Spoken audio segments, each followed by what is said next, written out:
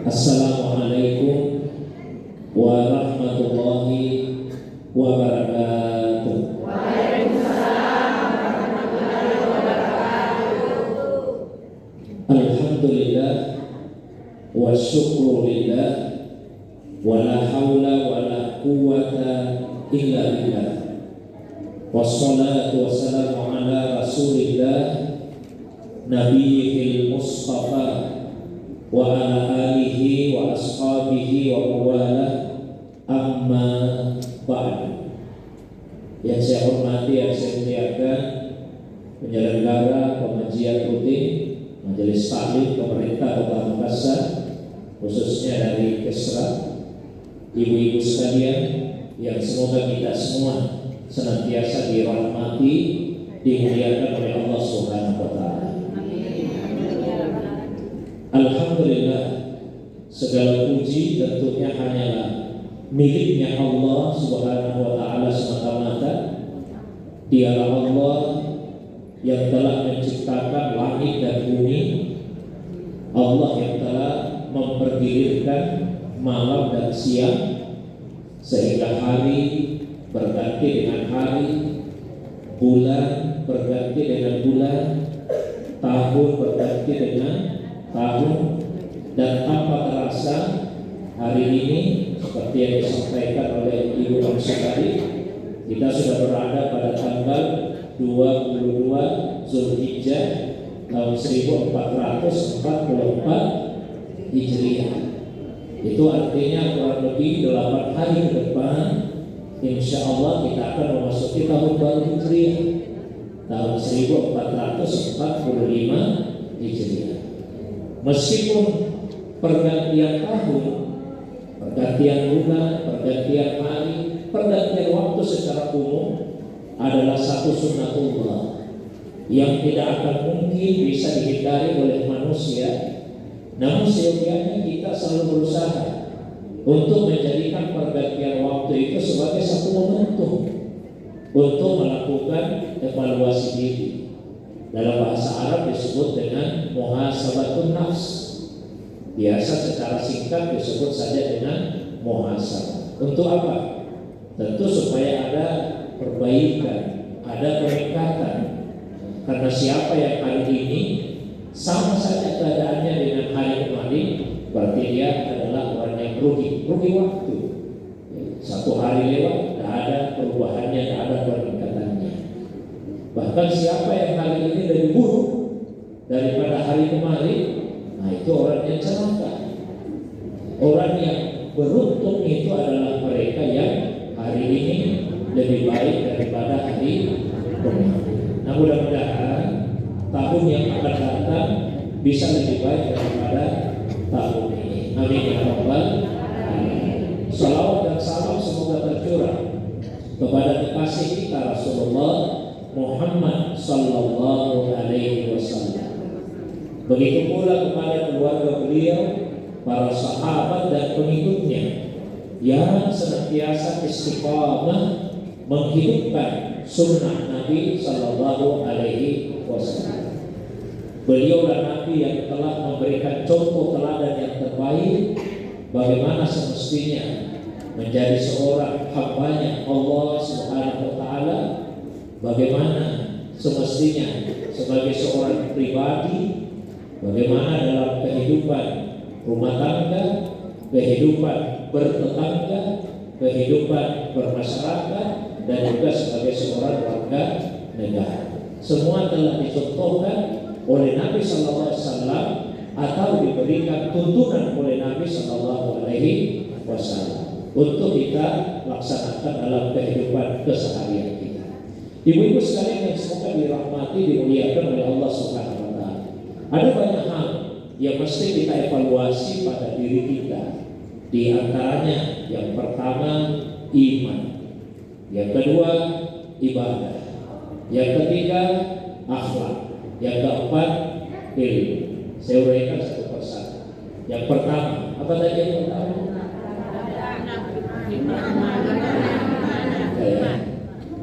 Si pagi-pagi terlalu fokus.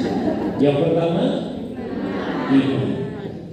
Mengapa iman? Iman inilah syarat mutlak keselamatan hidup kita di dunia dan di akhirat.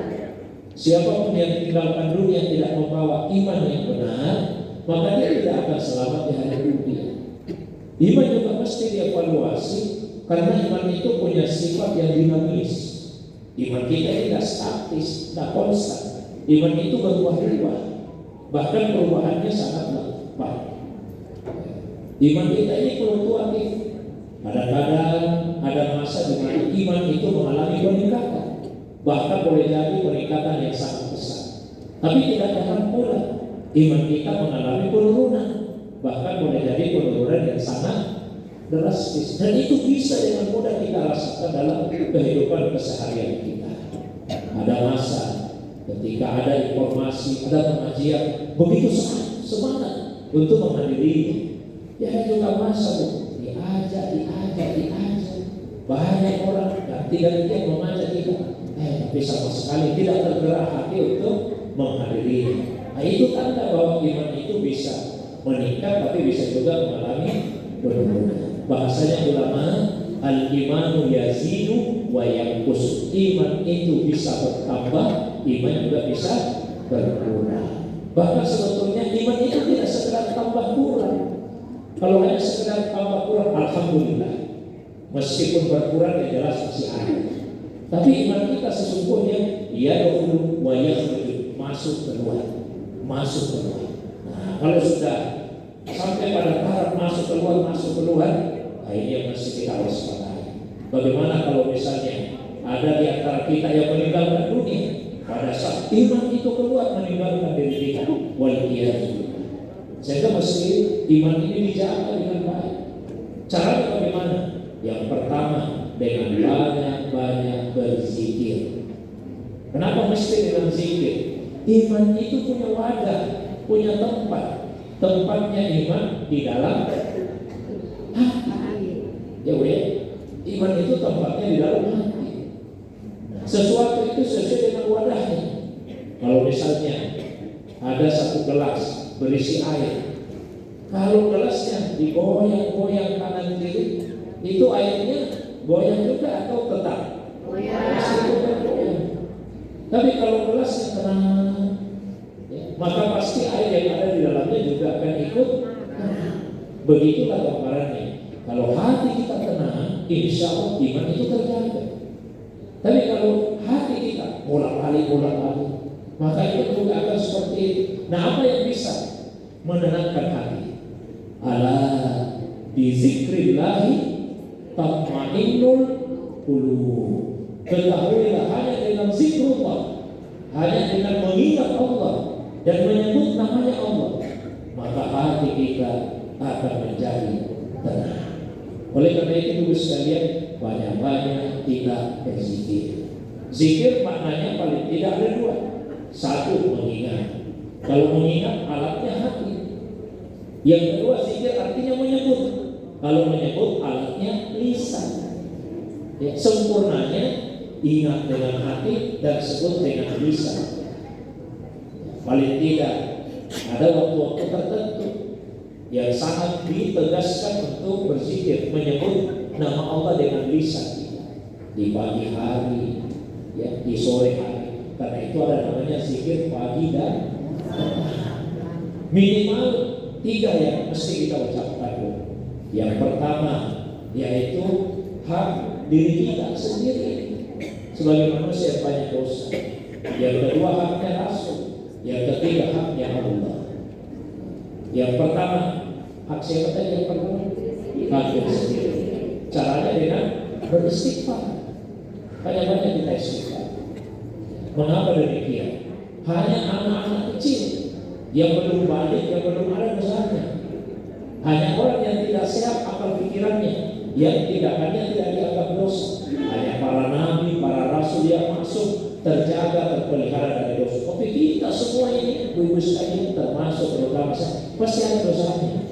Seandainya saya bertanya seperti ini, siapa di antara ibu yang merasa tidak punya dosa? Silakan angkat tangan. Ayo, yang merasa tidak punya dosa, silakan angkat tangan. Ada? Tidak ada ya? Kalau ada yang berani angkat tangan, yakinlah lagi dosanya. Karena itu artinya dia telah berdusta, mengaku-ngaku tidak punya dosa padahal pasti ada dosanya. Maka di dalam Al-Quran, ibu-ibu sekalian, tidak pernah Allah nyatakan orang yang bertakwa adalah orang yang tidak punya dosa. Tidak ada seperti itu ayat. Yang ada orang yang bertakwa itu adalah walladzina idza fa'alu fahishatan aw zalamu anfusahum dzakarullaha fastaghfiru lidzunubihim. Mereka yang apabila berbuat keji atau dia menzalimi diri. Jadi orang yang bertakwa mungkin pernah berbuat keji. Orang yang bertakwa mungkin pernah berbuat zalim. Cuma tidak berhenti sampai di situ. Begitu dia ingat Allah, segera meminta ampun atas dosa-dosanya. Karena siapa lagi yang akan mengampuni dosa kecuali Allah Subhanahu wa Ta'ala. Maka banyak-banyak kita istighfar, ya, dan bertobat. Nah, kenapa mesti bertobat lagi, Ustaz? Apa tidak cukup dari istighfar? Tidak cukup. Tidak semua orang yang beristighfar itu bertobat. Kalau ada yang berbuat dosa kemudian dia ucapkan astagfirullah, itu sudah istighfar, belum tentu taubat. Taubat itu ibu-ibu sekalian ada syaratnya. Syaratnya yang pertama, hentikan dosa. Kalau dosa tidak dihentikan, berapa banyak pun istighfarnya tidak dianggap bertobat. Contoh, ibu-ibu, mohon maaf ya, kalau bapak-bapak yang hadir saya kasih contoh bapak-bapak. Cuma karena ibu-ibu yang hadir, contohnya ibu-ibu, ya. Ibu-ibu misalnya kumpul-kumpul cerita-cerita. Awalnya dia cerita yang bagus-bagus masalah agama, ya, bagaimana taat sama suami, bagaimana penjagaan dan seterusnya. Tiba-tiba menyerempet ke sana kemari, kejelekannya orang, keburukannya, cacatnya, aibnya, dosa budi. Nah, ada yang ingatkan, dosa itu langsung istighfar, astagfirullah. Berarti sudah istighfar, tapi belum tentu bertobat. Baru selesai astagfirullah, dilanjut lagi ceritanya. Nah, ini istighfar tapi tidak bertobat. Orang istighfar itu cuma astagfirullah, tapi kalau bertobat harus dihentikan dosa. Syaratnya yang kedua harus menyesal. Tidak cukup dengan istighfar, tidak cukup dengan menghentikan dosa, harus menyesali dosa-dosa. Ada orang tua cerita sama anak-anak, dulu waktu muda hampir semua dosa sudah saya lakukan, tapi karena tua mah saya sudah tobat. Tapi syukur sekali waktu muda dulu banyak dosa, dari banyak pengalaman. Oh ini tak bertobat karena bersyukur banyak dosanya.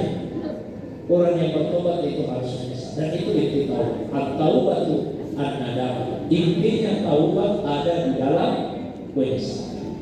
Kemudian yang berikutnya, yang ketiga syaratnya taubat bertekad tidak akan mengulangi lagi. Harus selesai dosa. Jadi berbanyak istighfar, sungguh-sungguh bertaubat. Misalnya yang sederhana kita bisa ucapkan astagfirullah wa atubu ilaih. Astagfirullah wa atubu ilaih. Mau agak panjang sedikit. Astaghfirullahaladzim alladzi la ilaha illa huwal hayyul qayyum wa atubu ilaihi. Sama-sama. Astaghfirullahaladzim alladzi la ilaha illa huwal hayyul qayyum wa atubu ilaihi. Astaghfirullahaladzim alladzi la ilaha illa huwal hayyul qayyum wa atubu ilaihi. Yang kedua dalam zikir itu haknya Nabi. Haknya Nabi. Hak Nabi itu dengan membaca sholat. Paling pendek Allahumma shalli ala Muhammad. Tak panjang sedikit Allahumma shalli ala Muhammad wa ala ali Muhammad. Lebih panjang lagi Allahumma shalli ala Muhammad wa ala ali Muhammad kama shallaita ala Ibrahim wa ala ali Ibrahim wa barik ala Muhammad wa ala ali Muhammad kama barakta ala Ibrahim wa ala ali Ibrahim bil alamin innaka Hamidum Majid. Ini namanya salawat Ibrahimiyah. Ibu-ibu juga bisa membaca salawat yang diubah, yang disusun redaksinya oleh para ulama. Misalnya baca salawat Maria, silakan. Allahumma shalli salatan kamilatan wa sallim salaman tamman ala sayyidina Muhammad alladzi tanhallu bihi al-uqad wa tanfariju bihi al-kurah wa tubda bihi al-hawaij wa tunalu bihi al-raqaib wa husnul khawatim wa yustasqal ghama bi wajhihi al-karim wa ala alihi wa sahbihi dan seterusnya. Boleh juga membaca salawat-salawat yang lain. Yang ketiga, haknya Allah melalui tasbih, tahmid, takbir, tahlil. Subhanallah walhamdulillah wa la ilaha illallah wallahu akbar. Subhanallah walhamdulillah wa la ilaha illallah wallahu akbar. Subhanallah walhamdulillah wa la ilaha illallah wallahu akbar. Satu ya, iman. Yang kedua yang mesti kita evaluasi apa tadi Bu? Ibadah. Pada dua sesinya. Yang pertama kuantitasnya, jumlahnya. Yang kedua kualitasnya, mutunya. Kita ambil contoh ibadah yang paling dekat dengan kehidupan keseharian kita, ibadah sholat. Kita evaluasi jumlahnya dulu. Jangan merasa cukup hanya dengan salat 5 waktu. Mesti kita sempurnakan dengan salat-salat sunnah. Fungsi salat sunnah itu diantaranya menutupi kekurangan salat wajib kita. Awal ma yuhasabun nas min amali yaumil qiyamah as-salat.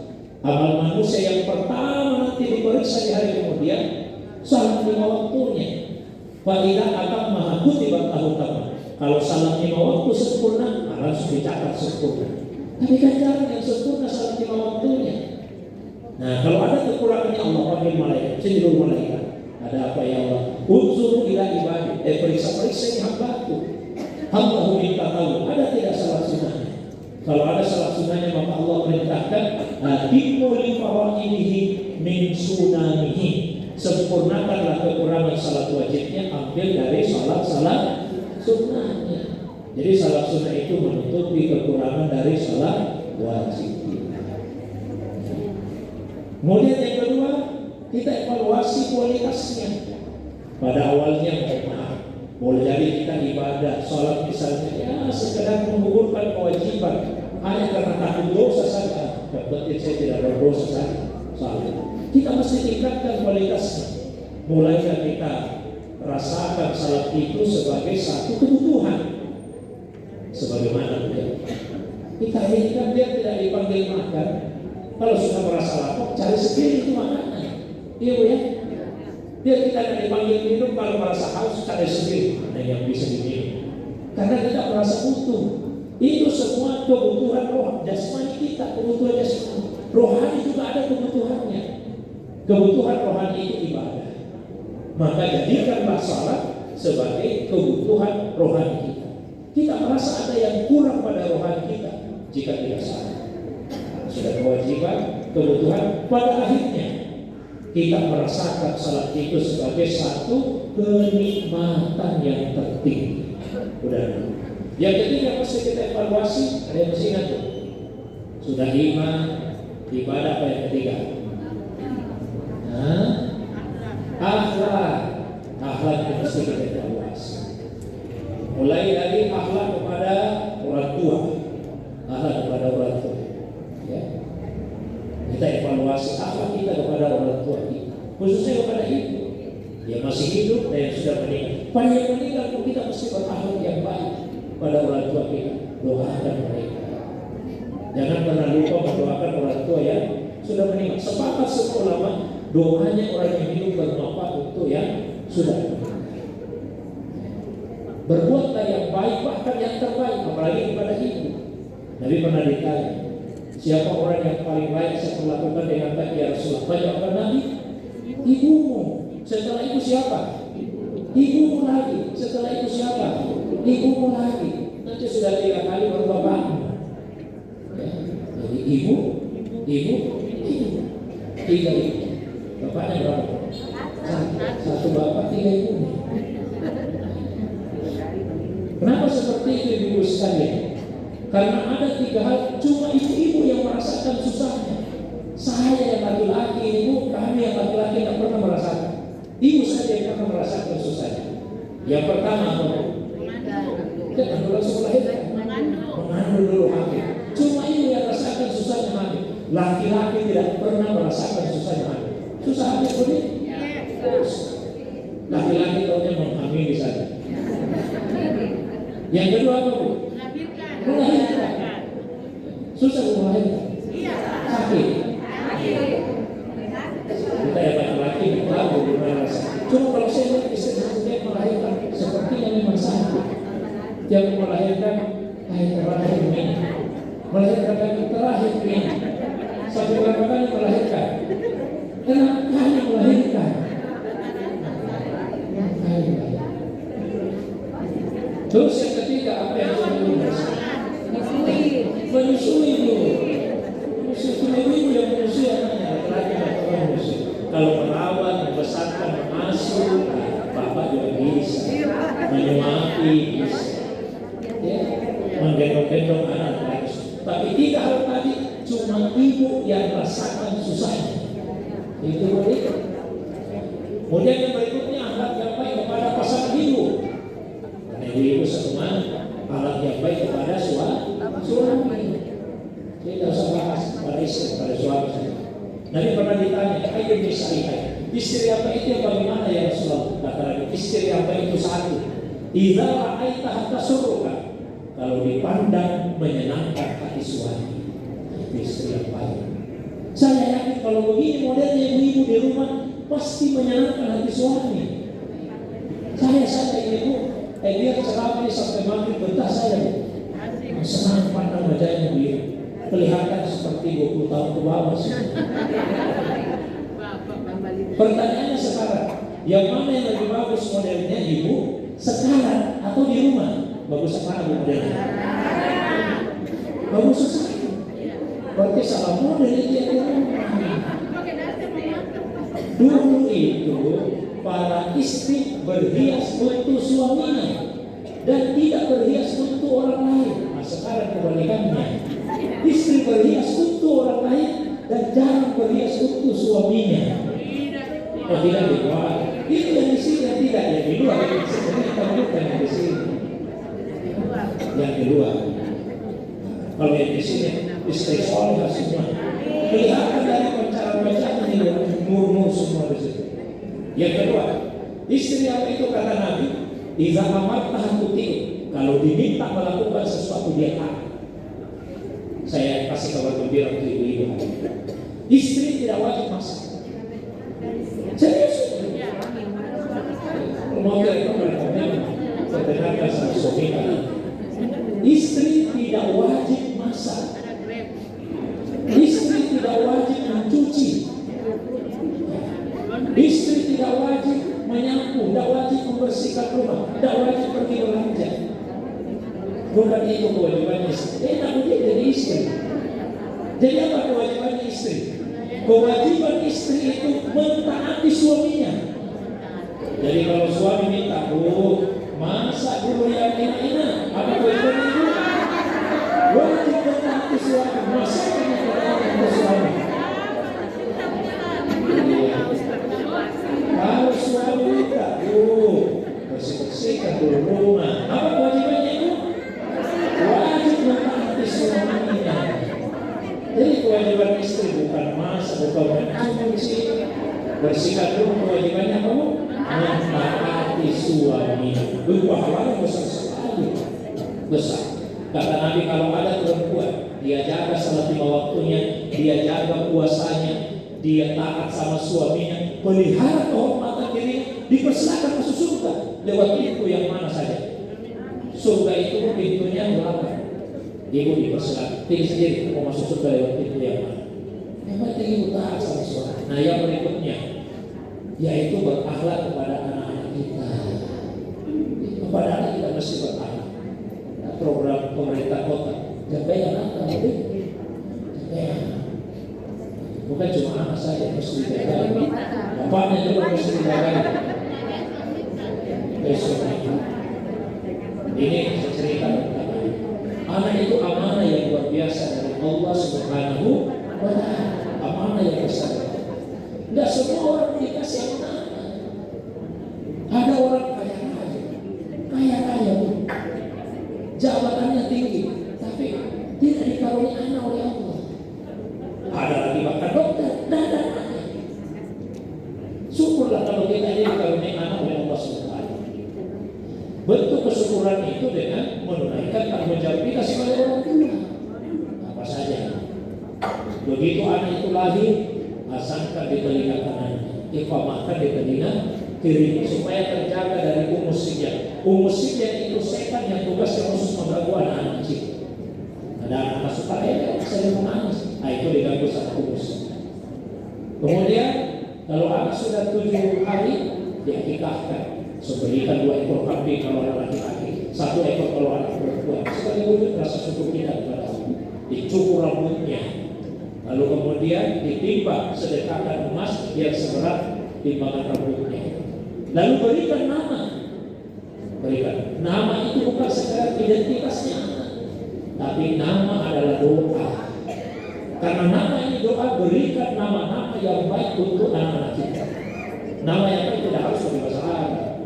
Nama yang baik, maknanya baik, maknanya terpuji. Ada juga orang asal comot saja dari bahasa Arab, asal ambil saja dari Al-Quran, tidak tahu artinya apa. Ada seorang bapak-bapak cerita ke saya, ini bisa Jumat di salah satu masjid cerita sekali. Alhamdulillah saya sudah punya anak. Oh, alhamdulillah Pak, alhamdulillah, syukur sekali. Siapa namanya Pak? Apa jawabannya? Saya kasih nama Ustaz Lakanun.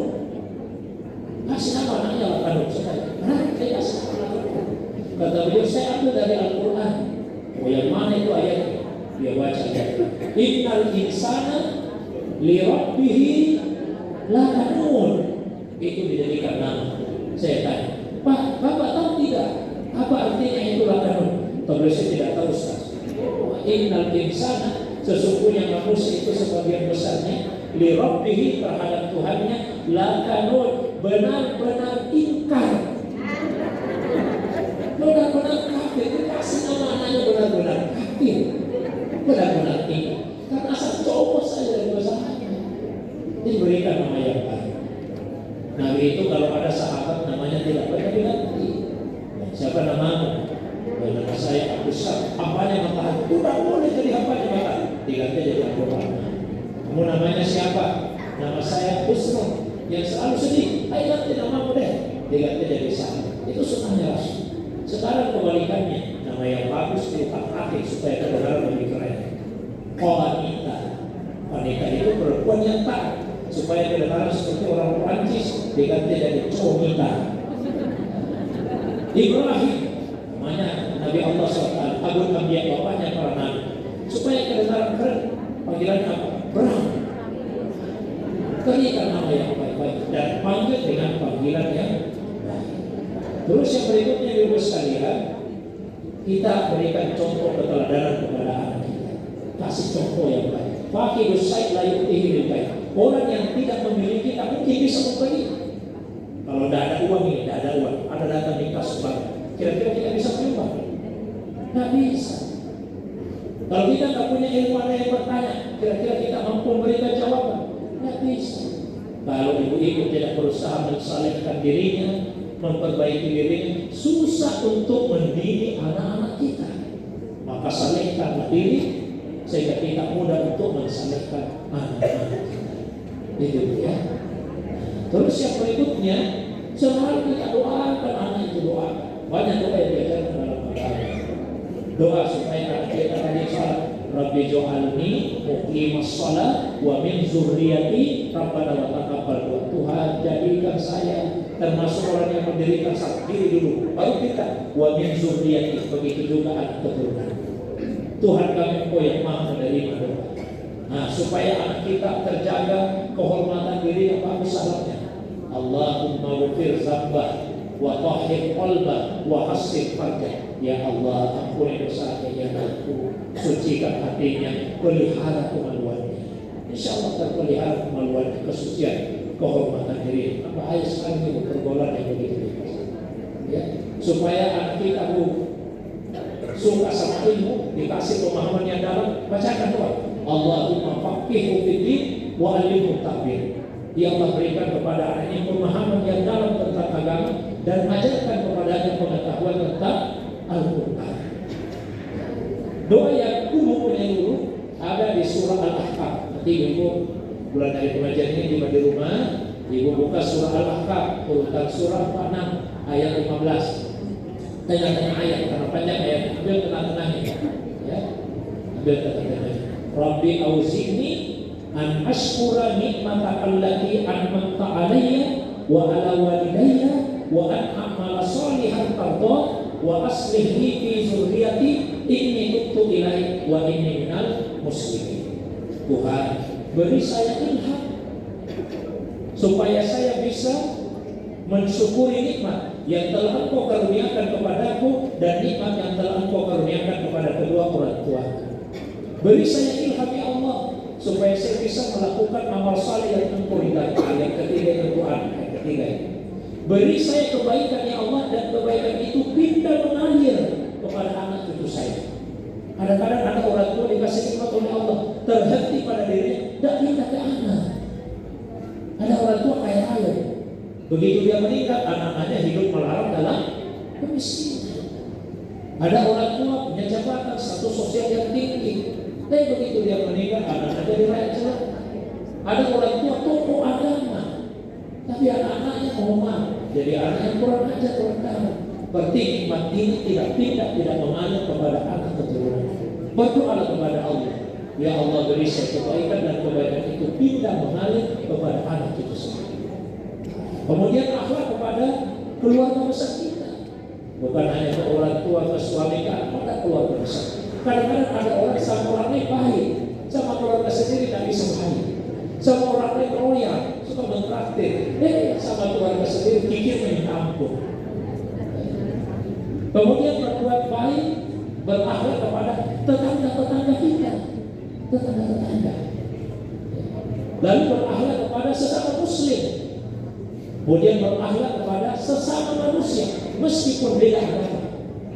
Lalu berakhlak yang baik kepada sesama makhluknya Allah, sekalipun bukan manusia.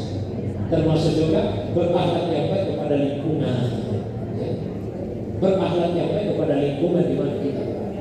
Bukan hanya kepada makhluk, pada lingkungan kita. Kita menjaga kebersihan, sesuai dengan program pemerintah.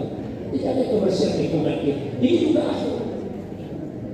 Karena Nabi itu diutus untuk menyempurnakan kemuliaan akhlak, dan itu meliputi semua. Sehingga dalam agama disebut at-tahuru satu iman. Kesucian itu sebagian dari yang termasuk dari dalamnya kebersihan lingkungan. Sudah 3 poin. Yang terakhir yang mesti dievaluasi apa lagi? Ada yang ingat? Iman, ibadah sudah, akhlak sudah. Satu lagi apa? Ilmu yang mesti dievaluasi.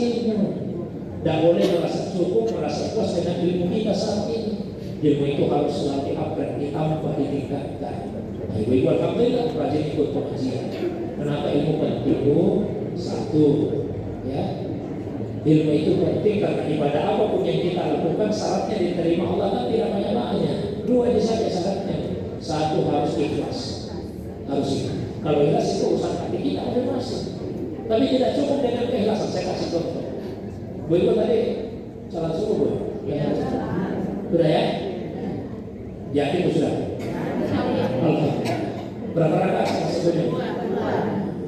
Tidak ada yang lebih dari 2 salat subuhnya. Misalnya ada ibu salat subuh 6 rakaat. 6 rakaat. Ditanya, kok salat subuhnya 6 rakaat? Apa jawabannya? Tidak apa-apa Ustaz. Yang penting saya ikhlas. Nikmat sekali saya rasakan salat subuh hari ini. Begitu nikmatnya, tidak cukup kalau cuma 4. Mesti kami ini. Nah, kira-kira kalau ada yang salat subuh 6 rakaat, ikhlas karena Allah, bukan karena mau dipuji manusia. Ikhlas. Salat subuhnya diterima Tuhan tidak? Diterima Tuhan tidak? Terima Tuhan tidak? Nah, itu sudah mulai diterima ini. Tidak diterima karena tidak sesuai dengan tuntunan agama. Dengan apa kita tahu ini sesuai tuntunan atau tidak? Dengan ilmu. Jadi alokasikan waktu ibu, meskipun mungkin ada di rumah tangga, tetap alokasikan waktu untuk menambah ilmu. Ya, kalau bisa sih 2 jam seminggu kita alokasikan khusus untuk menambah ilmu. Tapi kalau tidak bisa paling tidak sekali sebulan ikut pengajian rutin. Alhamdulillah difasilitasi pemerintah kota dan pengajian seperti ini.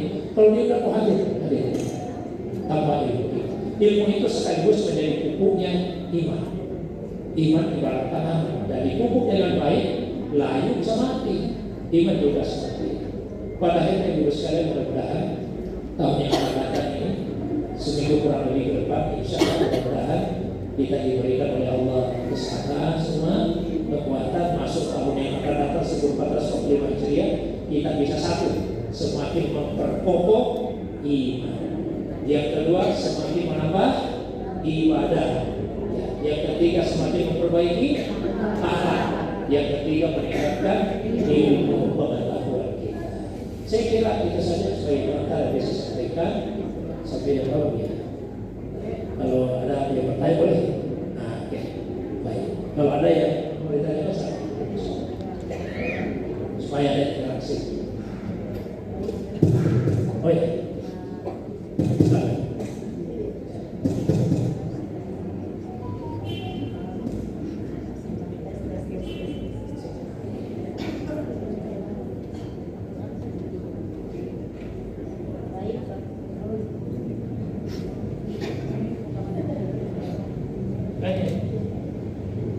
Alhamdulillah, terima kasih Bapak Ustaz sudah memberikan ilmu yang begitu banyak.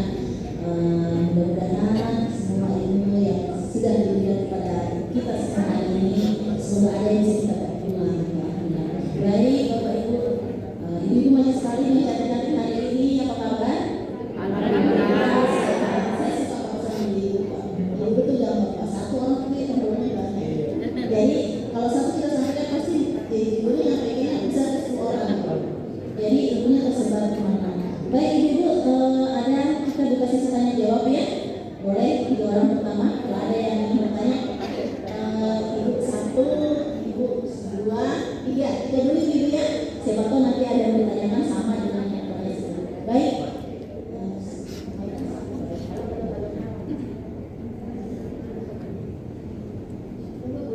Ini mainnya nanya harus ada.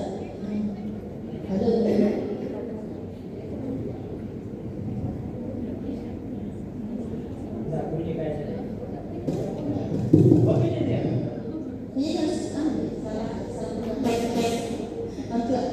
Baik ibu Ana silakan.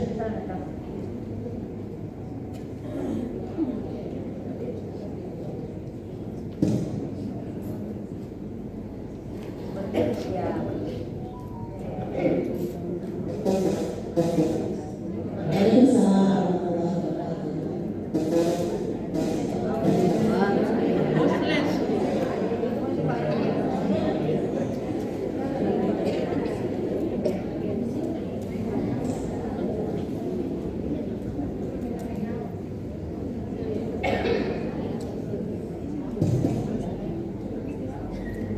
Assalamualaikum warahmatullahi wabarakatuh. Nama saya Bu Ana dari Kecamatan Bukanda, Kelurahan Ampura. Sebagaimana tadi dijelaskan sama Pak Ustaz, ada 4 yang harus diperhatikan, yaitu iman, ibadah, akhlak, dan ilmu. Yang ini saya tanya ke sini Pak Ustaz, karena Pak Ustaz menyatakan tadi bahwa keimanan itu kadang meningkat, kadang menurun. apa menyebabkan sampai keimanan kita itu cara meningkat dan cara pulang menurun, supaya iman kita tetap terjaga.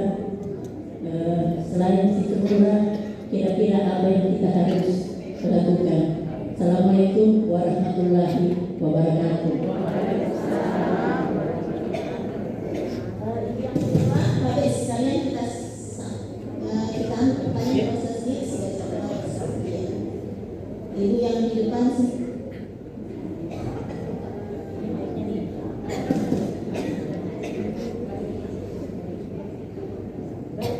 Assalamualaikum warahmatullahi wabarakatuh. Lalu ini ibadah Ibu Vita dari Wajah Baru Bintang.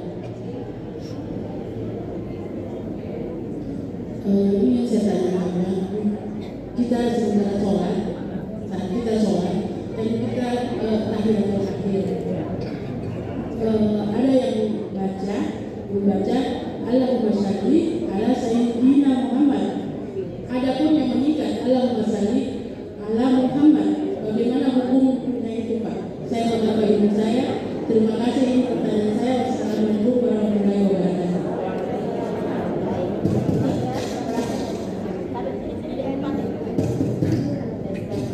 Assalamualaikum warahmatullahi wabarakatuh.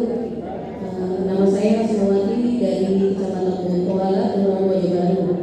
Yang pertama, Pak Ustaz, yang ingin saya tanyakan, istri kami itu wajib untuk patuh terhadap suaminya. Tapi bagaimana hukumnya jika seorang suami tidak paham agama, misalnya tidak mengerjakan sholat atau semacamnya, Pak? Bagaimana hukumnya? Apakah istri harus tetap patuh begitu? Yang kedua, yang seperti Pak Ustaz katakan tadi mengenai hakikah. Hakikah kan pada saat bayi pemutihan rambut disesuaikan beratnya dengan emas. Apakah itu wajib, Pak? Karena selama ini saya menghakikah anak sebanyak 3, tidak ada seperti itu. Mohon penjelasannya, Pak. Terima kasih. Wassalamualaikum warahmatullahi wabarakatuh.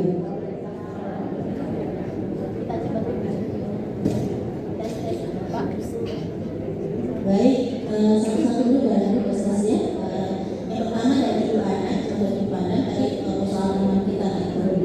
Apa penyebabnya dan apa yang harus dilakukan agar itu stabil. Atau mungkin sebenarnya kedua aja, Ibu Vita dan Wajah Baru bertanya soal kalian itu pakai soliana atau alas saja itu. Yang ketiga, Ibu Rosmawati dan Bapak juga istri wajib paham sama suami itu. Tapi kalau suaminya nggak tahu, gimana bisa? Kemudian yang kedua soal hakikah tadi yang disampaikan dengan Mas Ahmad. Baik, terima kasih. Itu saja dulu pertanyaan Ibu ya. Mudah-mudahan penjelasan Pak Ustaz nanti bisa mencakup semua pertanyaan dari Bapak. Baik, Pak Ustaz.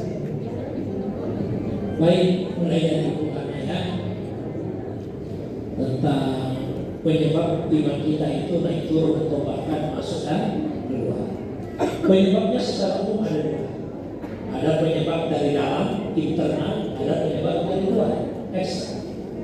Kalau penyebab dari dalam itu karena kita semua punya nafsu. Saya mau maaf, ibu itu ada semua nafsunya kan? Ada yang sudah tidak punya nafsu. Nah, semua masih punya nafsu. Jadi nafsu itu cenderung mengajak kita kepada hajat buruk. Wa ma ubari'u nafsi inna nafsa la'ammaratun bisu illa maqimah. Dan saya tidak sepenuhnya melepaskan diriku dari kesalahan.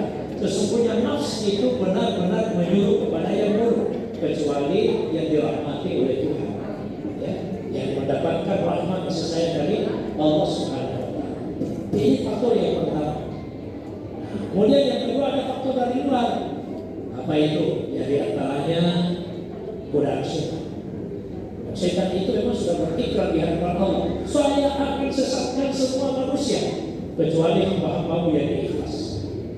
Kemudian juga faktor apa? Dunia ini dengan segala kesenangan di dalamnya, yaitu faktor-faktor yang membuat iman kita jadi naik turun, masuk dan keluar. Jadi bagaimana cara untuk menjaga iman? Tadi satu sudah ada zikir. Apalagi yang berikutnya? Banyak-banyak baca Quran dengan orang yang mengaji. Di surah Al-Anfal ayat 2 dan seterusnya, Allah rinci 5 ciri-ciri orang yang beriman. Salah satunya, wa idza tuliyat alaihim ayatuhu zadatuhum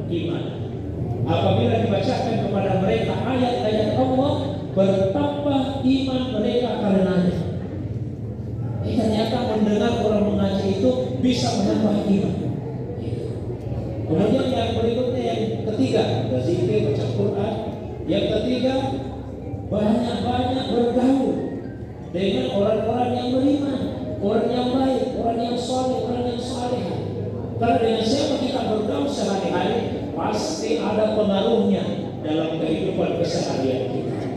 Nabi pernah memberikan perumpamaan, kalau berteman dengan penjual parfum, kita juga ikut wangi. Coba-coba ini parfum kita juga kenal. Kalau kita berteman dengan tukang las, bau-bau mesin juga akan mengenai kita. Ini bukan perbandingan antara penjual parfum dengan tukang las. Tapi yang ingin disampaikan adalah dengan siapa kita berteman, kita bergaul, pasti akan memberikan warna pengaruh dalam kehidupan keseharian. Kalau ibu suka kumpul dengan ibu-ibu majelis taklim, yang dibicarakan ilmu, yang dibicarakan zikir, dibicarakan ibadah.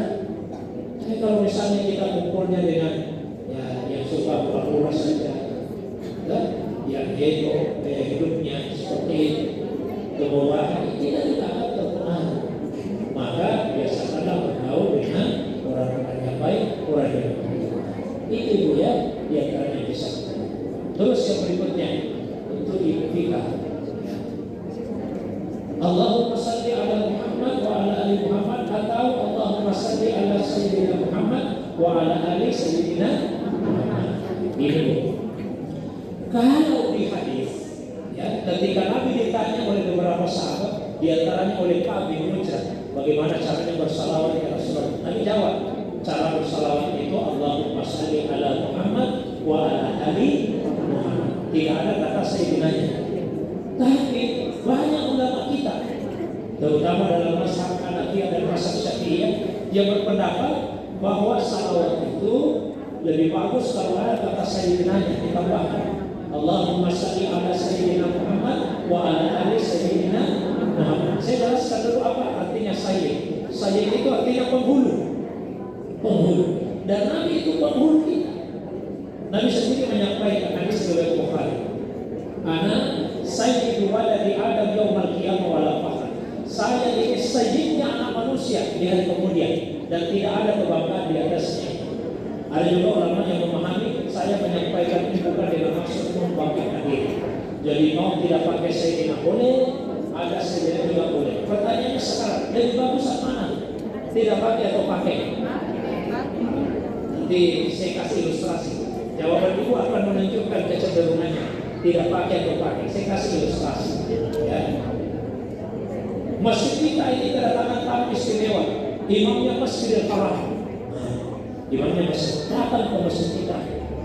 Begitu masuk waktu salat, sudah selesai azan, selesai iqamah, salat pun dilaksanakan.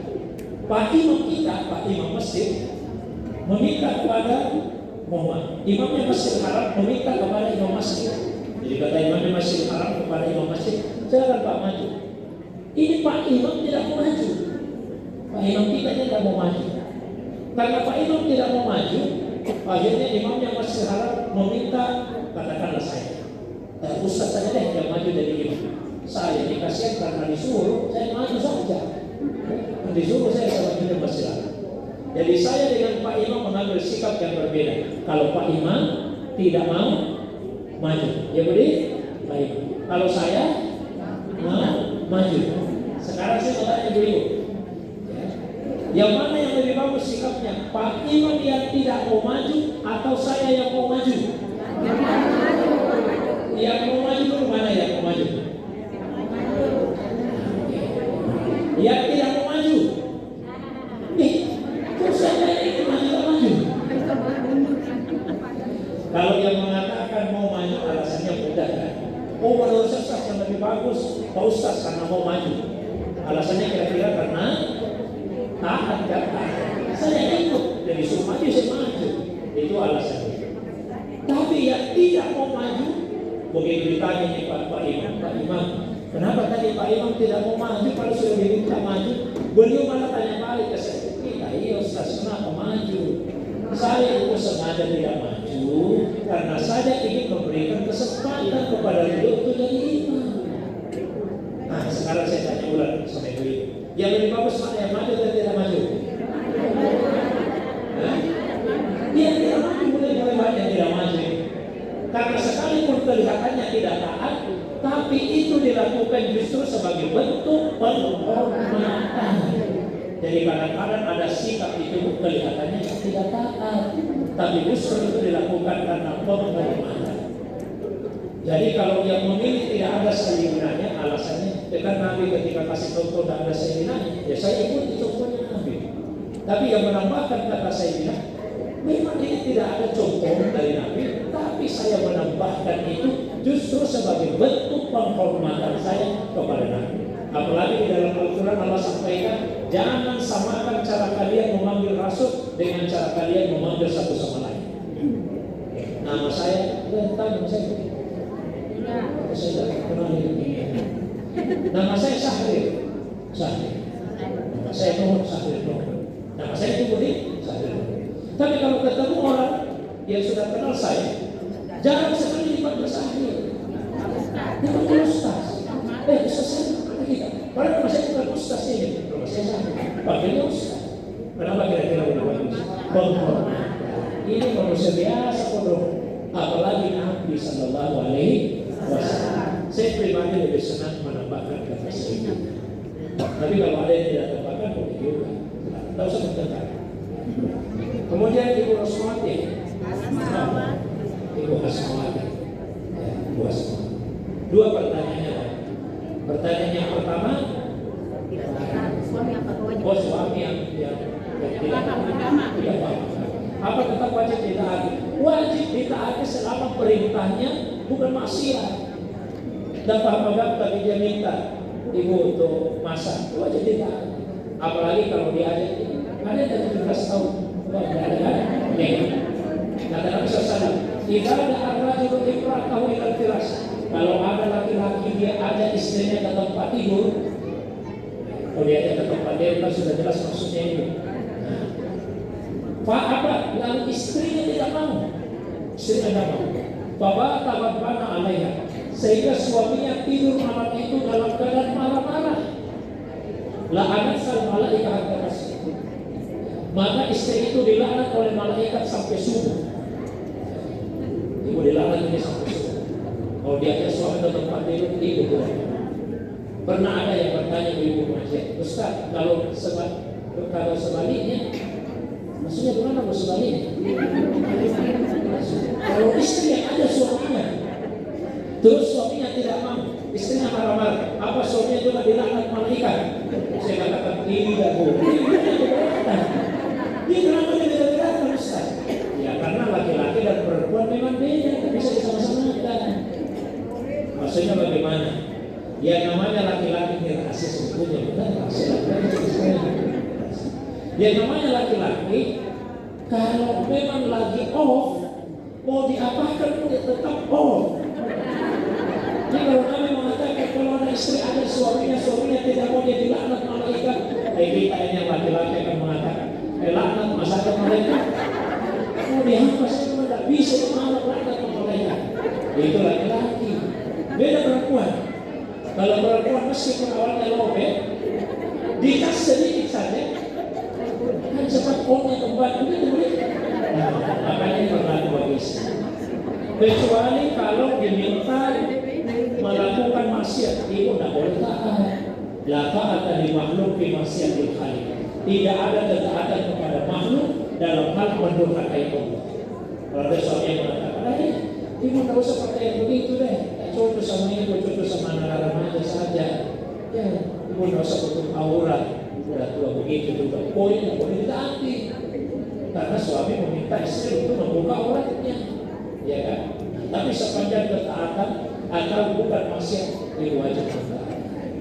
Terus yang kedua, apakah perintah akikah, perintah untuk mencukur rambut, ya, lalu bersedekah sebarang timbangannya itu wajib, bukan wajib, itu sunnah, ya.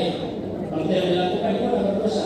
Tapi kalau ibu melakukan, ibu akan mendapatkan pahala dan keutamaan yang besar dari Allah Subhanahu wa Ta'ala. Dan terjawab semua ya? Baik. Bisa ya Ustaz. Ibu sambil menunggu kita masih boleh ya Ustaz, masih boleh ya. Untuk kita bertemukan nama ilmu, jadi masih ada yang bertanya ibu-ibu sekalian.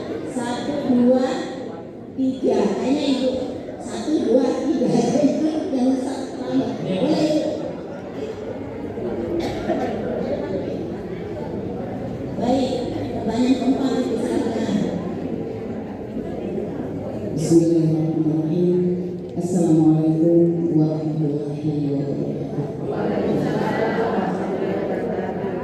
Alhamdulillahilladzi hadana li hadza wa ma kunna linahtadiya laula an hadana. Asyhadu an la ilaha illallah wahdahu la syarika lahu wa asyhadu anna Muhammadan abduhu wa rasuluh. Raditu billahi rabban wa bil islami dinan wa bi Muhammadin nabiyyan wa rasulan. Amin. Terima kasih memberikan kesempatan kepada saya.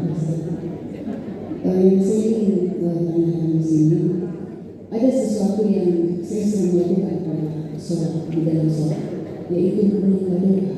Sedangkan di dalam tuntunan sholat tidak ada itu. Tetapi saya pernah mendengar. Maaf, nama saya Zulia, Kecamatan Jepang.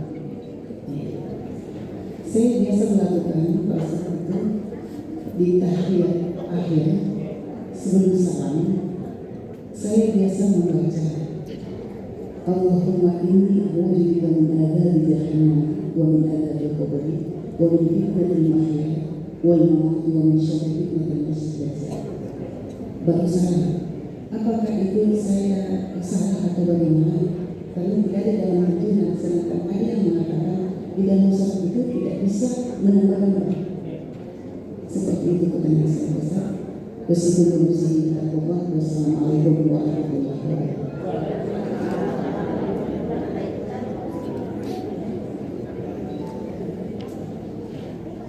Assalamualaikum warahmatullahi wabarakatuh. Nama saya Hasnah Tuhan Samutara, Kecamatan Jepang. Tapi proses ini di luar tema. Wal asri demi masa, demi waktu. Apa pentingnya waktu ini sampai Allah bersumpah demi waktu? Terima kasih. Assalamualaikum warahmatullahi wabarakatuh. Assalamualaikum warahmatullahi wabarakatuh.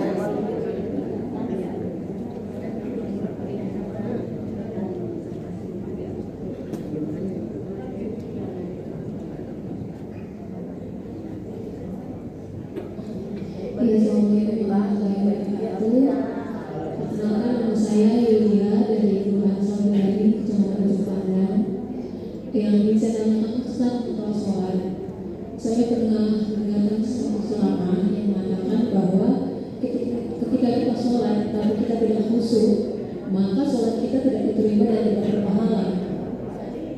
Terus bagaimana ketika kita berdoa? Apakah doa kita juga ditolak? Sedangkan Allah berfirman, mintalah berdoa kepadaku, maka saya akan berkenan kepadamu. Terus ada Ustaz, terima kasih kepada perhatian ini.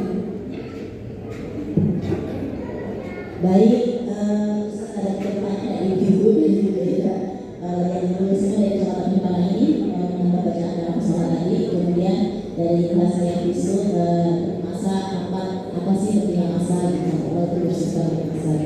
Yang ketiga tadi dari Ibu saya dari Jepang itu tentang sholat itu khusyuk dan tidak khusyuk bagaimana dan doa apakah dari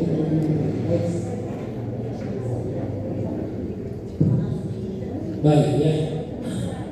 Pertama, doa yang Ibu bacakan tadi itu ada tuntunannya. Ada di dalam hadis riwayat Muslim.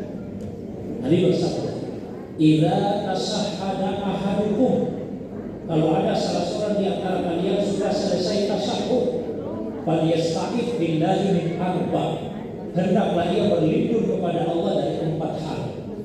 Lalu Nabi kasih contoh dengan membaca Allahumma inni a'udzubika min adzabi jahannam wa min adzabil qabri wa min fitnatil mahya wal mamat wa min syarri fitnatil masiihid dajjal. Ya Allah, saya berlindung kepadamu dari siksa neraka jahanam, dari azab kubur, dari fitnah hidup dan mati, dan dari fitnah kejahatan dajjal. Jadi hadisnya ada hubungannya. Terlepas dari itu saya ingin jawab ya pertanyaan. Bolehkah kita menambah doa dalam salat yang tidak ada di hadis misalnya? Begini. Secara umum Nabi perintahkan silakan berdoa sesuai dengan doa yang kalian kehendaki. Itu ada hadisnya. Namun ulama kemudian membuat rincian. Rinciannya seperti ini. Kalau doa itu ada di Al-Quran, ada di hadis. Ini kalau doa ada di Al-Quran, dari hadis, Meskipun tidak ada riwayatnya Nabi pernah membaca di dalam salat, itu boleh kita baca. Boleh kita baca. Misalnya di Al-Quran kan ada ayat yang menukil satu doa, Rabbana atina fid dunya hasanah wa fil akhirati hasanah wa qina adzabannar. Boleh kita baca itu dalam sujud, dalam duduk, sebelum salat boleh, karena doa itu ada dalam Al-Quran. Ibu baca doa, Allahumma ya muqallibal qulub, tsabbit qalbi ala dinika. Ya Allah, wahai Zat yang Maha membolak-balikkan hati, tetapkan hatiku di atas agama. Boleh kita baca, karena ada di hadis. Nah, kalau doa itu tidak ada di Al-Quran, doa itu tidak ada di hadis, maka itu terbagi dua. Ada yang boleh, ada yang tidak boleh. Ini kaitannya mengucapkan dengan lisannya, bukan dalam hati. Kalau dalam hati mau boleh saja. Ini yang diucapkan dengan lisan. Yang boleh itu kalau permintaan yang memang hanya bisa ditujukan kepada Allah. Minta hidayah, hanya Allah yang bisa memberikan hidayah. Boleh kita meminta hidayah dalam salat. Buat sendiri reaksi, silakan. Tapi kalau permintaan itu yang bisa ditujukan kepada makhluk juga, maka tidak boleh. Yang ulama contohkan begini, tidak boleh ada seseorang berdoa dalam salat, dia ucapkan dengan lisannya, ya Allah, nikahkanlah saya dengan si ini. Itu tidak boleh. Tidak boleh. Ya Allah, berilah saya mobil baru. Tidak boleh. Karena tidak bisa minta itu kepada manusia. Itu boleh. Jadi ini bukan persoalan bahasa saja, tapi isinya juga doa. Kan biasa dia mengatakan, kalau bahasa Arab bisa, kalau bahasa Indonesia tidak bisa, atau bahasa yang lain. Bukan cuma bahasa, tapi masalah isi. Nanti ada yang pintar bahasa Arab, dia terjemahkan doanya ke bahasa Arab, apa jadi boleh? Tetap tidak boleh kalau isinya yang bisa diminta kepada makhluk. Seperti yang saya contohkan. Itu ibu ya. Kemudian yang kedua, di dalam Al-Quran Allah sering bersumpah dengan menyebut nama beberapa waktu. Ya, Nabi pernah bersumpah dengan menyebut waktu fajar, wal fajar, wal layalin ashr, demi fajar dan demi malam-malam yang sunyi. Allah juga bersumpah dengan menyebut nama waktu duha, wad duha, ya, demi waktu duha. Allah juga bersumpah dengan menyebut nama malam, wal lail, idza saja. Dan Allah juga bersumpah dengan menyebut wal asr. Nah, ini pemahaman ulama ada dua. Ada ulama yang memaknai umum, demi waktu secara umum, demi masa. Ada ulama yang memaknai waktu khusus. Waktu apa itu? Waktu asar. Demi waktu asar. Loh, kok dengan waktu asar sumpahnya? Begini. Sekarang hari apa ini? Hari Selasa. Kapan kita ke hari Rabu? Mulai kapan kita ke hari Rabu?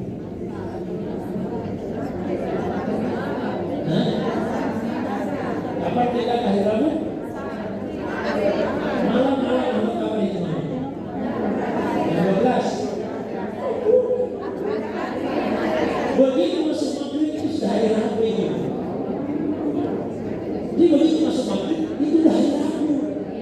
Makanya keutamaan hari Jumat itu berlaku sejak masuk waktu maghrib.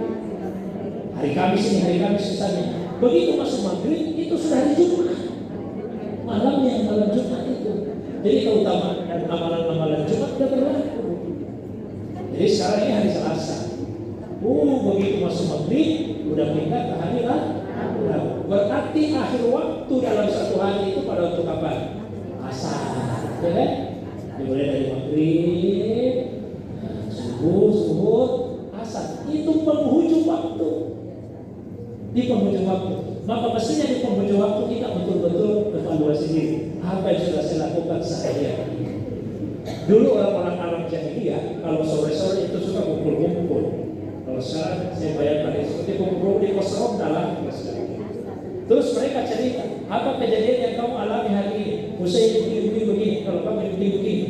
Kalau mereka rata-rata mengalami kejadian yang buruk, langsung dikatakan ini hari sial. Kalau rata-rata mereka mengalami kejadian yang ini hari yang baik. Jadi di waktu asar itu mereka putuskan hal tersebut.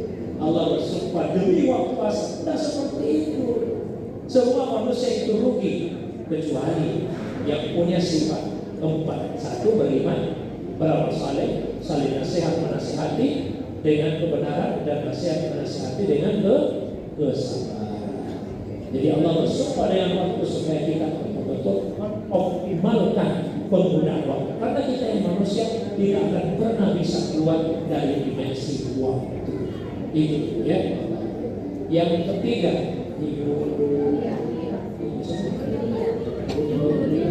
ya, masalah khusyuk ya, khusyuk dalam salat dan khusyuk dalam doa.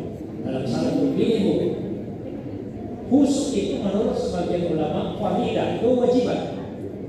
Kalau kewajiban berarti kalau tidak khusyuk salatnya tidak diterima. Sebagian ulama lain mengatakan tidak, khusyuk itu fadilah.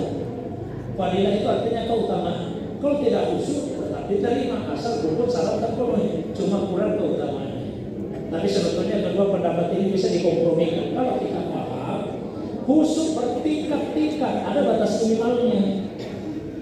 Nah ini yang menjadi kewajiban. Apa itu batas minimalnya orang khusyuk? Yakin bahwa dia menghadap Allah.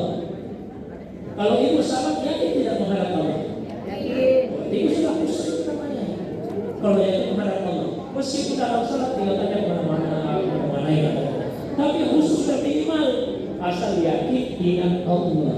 Nanti kan ada tingkatan di atasnya. Beribadahlah kepada Allah seperti engkau melihat Allah. Ya. Kalau tidak bisa maka yakinlah Allah yang melihat. Itu sudah tingkatan. Dalam doa bagaimana? Dikatakan, "Ud'ullaha wa antum muqinuna bil ijabah." Berdoa kepada Allah dan yakin doamu diijabah oleh Allah. Tidak boleh ragu-ragu orang berdoa. Jangan berusaha sama Allah. Sepertinya Tuhan tidak akan terima doaku. Oh, dari terima itu. Anak indafani abdi. Saya sesuai dengan persangkaan hamba-Mu kepada saya. Ya, sehingga Nabi melarang orang berdoa, ya Allah, terimalah doaku jika kamu mau. Oh, tidak boleh begitu. Ini tidak beradab sama Allah Subhanahu wa Ta'ala. Jadi berdoa dan yakin. Kalau misalnya kita merasa dalam salat Quran khusyuk, berdoa juga, kalau begitu khusyuk, jangan terlalu pusing. Kita mau salat saja itu sudah luar biasa.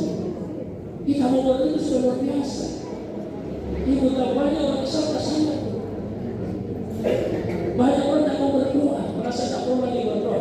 Kalau kita masih digerakkan hati kita oleh Allah untuk berdoa, masih digerakkan hati kita, digerakkan tubuh kita untuk salat, itu sudah karunia luar biasa dari Allah Subhanahu wa Ta'ala. Masalahnya nanti diterima Allah atau tidak? Ya Allah, mudah-mudahan Allah terima. Saya sudah bersyukur sekali Engkau berikan saya kemauan dan kemampuan untuk berdoa, kemauan dan kemampuan untuk salat. Jadi jangan gara-gara takut kemudian kita tidak mau berdoa sama salat.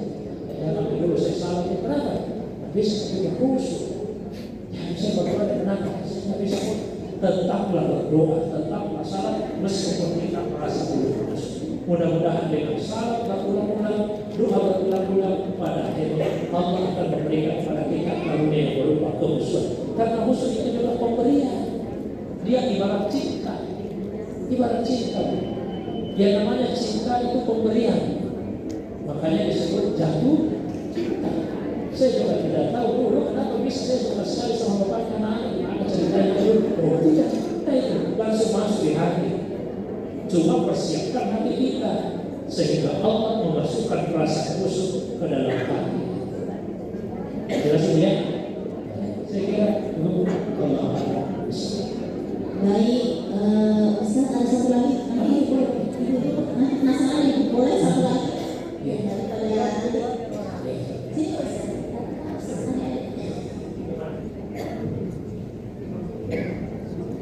Assalamualaikum warahmatullahi wabarakatuh. Nama saya Ibu Sahara dari Dua Pisang Utara, Kecamatan Bandar. Ya, ingin saya tanyakan Ustaz mengenai ibadah yang telah disampaikan oleh Bapak Ustaz tadi mengenai bacaan sunnah dalam kita mengerjakan sholat. Jadi semuanya kita sudah baca Al-Fatihah rakaat pertama. Terus dari sunnah apa? Satu sunnah yang kita bacakan seperti tuntunan dalam Al-Quran, baca surat pendek Ustaz. Yang ini saya tanyakan, apakah bacaan itu harus sesuai juga dengan urutannya yang kita baca dalam Al-Quran? Apakah kalau kita maksudnya baru baliknya pokoknya dari surat An-Nas terus Qul huwallahu, apakah sholat kita sah atau amalannya yang berkurang? Itu saja yang ingin saya tanyakan. Terima kasih. Wassalamualaikum warahmatullahi wabarakatuh. Tanya terakhir saya Ibu ya, sepakat ya? Saya sudah semua mendapatkan sana. Yang terakhir Pak Ustaz kami dari Israel dan Nusantara bacaan sholat itu kan ada surat itu ya. Apakah harus diperlukan atau bagaimana? Iya. Nah, ini prinsip dasarnya adalah ibda bima bada Allah. Mulainya sesuai dengan urutan yang Allah berikan. Jadi yang terbaik membaca surah-surah dalam Al-Quran itu sesuai dengan urutannya. Sesuai urutannya. Nah, kalau misalnya ibu baca surah Al-Baqarah, misalnya ibu setelahnya itu surah Al-Imran, itu sesuai dengan urutan. Ibu baca misalnya katakanlah surah Al-Kafirun, kemudian setelah itu surah Al-Ikhlas, itu sesuai dengan urutan. Jangan dibalik. Qul huwallahu dulu deh. Nanti yang kedua baru kuliah Al-Kafirun. Yang terbaik sesuai dengan urutan. Meskipun sebagian ulama membolehkan tidak sesuai urutan, dengan alasan Nabi pernah membaca di dalam salatnya An-Nisa dulu baru Al-Imran. Tapi ini bukan kebiasaan Nabi Sallallahu Alaihi Wasallam. Kalaupun boleh, maka yang menjadi kebiasaan Rasulullah membaca surah-surah itu sesuai dengan urutannya, itu yang terbaik. Kalau tidak sesuai urutan, menurut sebagian ulama hukumnya makruh, tidak disukai. Jelas itu ya?